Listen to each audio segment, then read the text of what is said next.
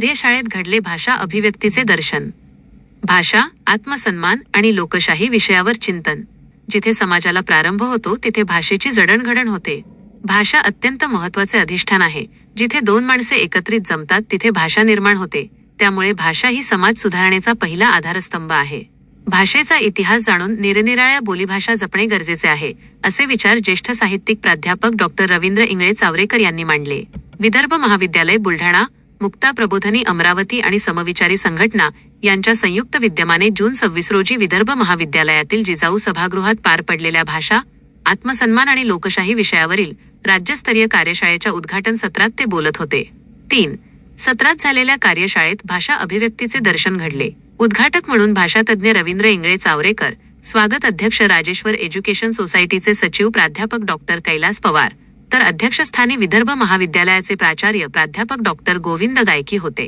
नांदेड येथील इंग्रजी विषयाचे अध्यापक डॉक्टर दिलीप चव्हाण, इतिहास विभाग प्रमुख प्राध्यापक डॉक्टर संगीता पवार यांची विशेष उपस्थिती होती. ज्येष्ठ साहित्य समीक्षक सुरेश साबळे यांनी प्रास्ताविक तर सूत्रसंचालन पत्रकार राम हिंगे यांनी केले. समाजामध्ये भाषा मात्र निर्भेळ, सो कॉल्ड काय म्हणतात ना, अलीकडे शुद्ध अशी असू शकत नाही. जसा समाज आहे तशी भाषा असते, जसा समाज आहे तशा चालीरीती असतात, तसेच आपण आपलं वर्तन असतं. आणि म्हणून भाषेचा प्रश्न हा पहिल्यांदा तर सामाजिक भाषा विज्ञानातल्या अभ्यासकांच्या आस्थेचा, चिंतेचा एक पहिला आधारस्तंभ आहे. कारण एकट्या माणसाला भाषेची गरज नाही पडत.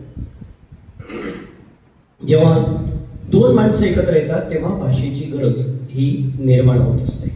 आणि म्हणून जिथे समाजाला आरंभ होतो, समाजाची सुरुवात होते, त्या ठिकाणी भाषेची एक जडणघडण ही निर्माण होत असते. आणि म्हणून भाषा ही एक अत्यंत महत्त्वाचं एक अधिष्ठान सामाजिकतेचं, समाजाचं आहे असं मला वाटतंय. आणि आपण कल्पनाच करू शकत नाही, म्हणजे भाषा विरहित समाज म्हटलं की अराजकच निर्माण होईल. आणि मग हे जर असं असेल तर या भाषेचा नेमका इतिहास, म्हणजे त्या भाषेचा इतिहास, त्याचे जडणघडण, त्यातलं वाङ्मय, याचा आम्ही विचार करायला लागलो की आम्हाला त्या समाजाचा विकास हा कळायला लागतो. म्हणून भाषेचा इतिहास, भाषेचा विकास हा सामाजिक उत्कर्षाचा की विनाशाचा, असं दोन्ही गोष्टी आपल्याला त्या भाषेच्या इतिहासात दिसते.